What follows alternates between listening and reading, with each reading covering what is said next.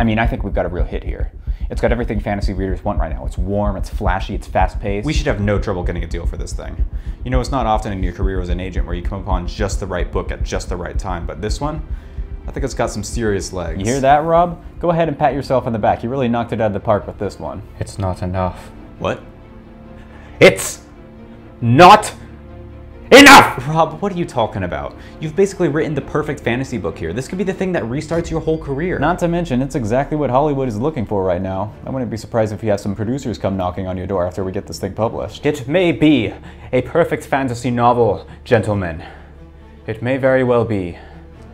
But ask yourself this: will this novel ever win a Nobel Prize? What? Will this novel that I have just written ever win a Nobel Prize in literature? I mean, no. Fantasy novels don't generally win Nobel Prizes. When has it ever not availed a man to dream big? When has it ever not availed him to reach for the stars? Rob, look, I know you've always had this dream of winning a Nobel Prize, but you're a fantasy author.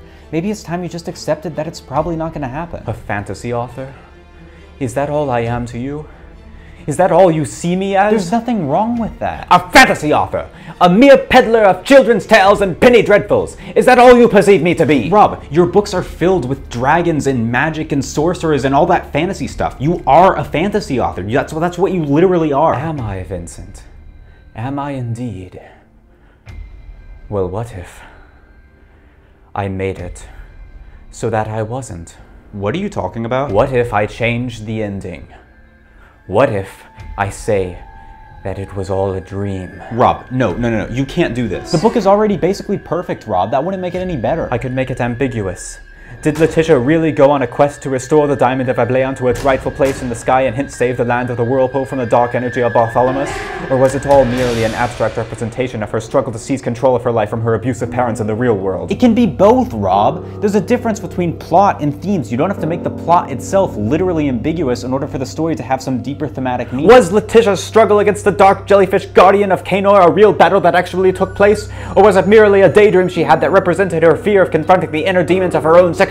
What? What does that have to do with anything? The man who unironically includes fantastic elements in his work of fiction is cringe. Everyone knows this, Vincent. But the man who ironically includes fantastical elements in his fiction while implying that it is all merely an abstract commentary on alienation in modern society and our desire to escape into a world where the concept of good and evil can take the form of caricatures, that man is based. That man is an artist. And that man can win a Nobel Prize. Rob, listen to me. Just because critics don't respect fantasy as real literature doesn't mean you have to half-heartedly turn your book into something that it isn't. Who cares if the critics pay attention? There's nothing wrong with writing something just because you enjoy to write it. In another world, maybe you would be right.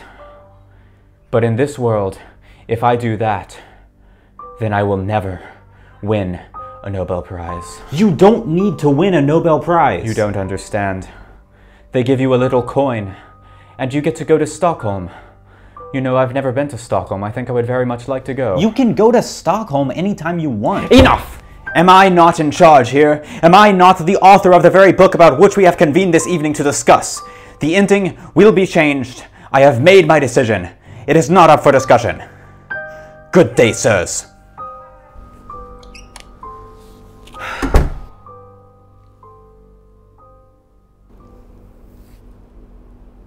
I mean, we're never going to be able to market this as literary fiction.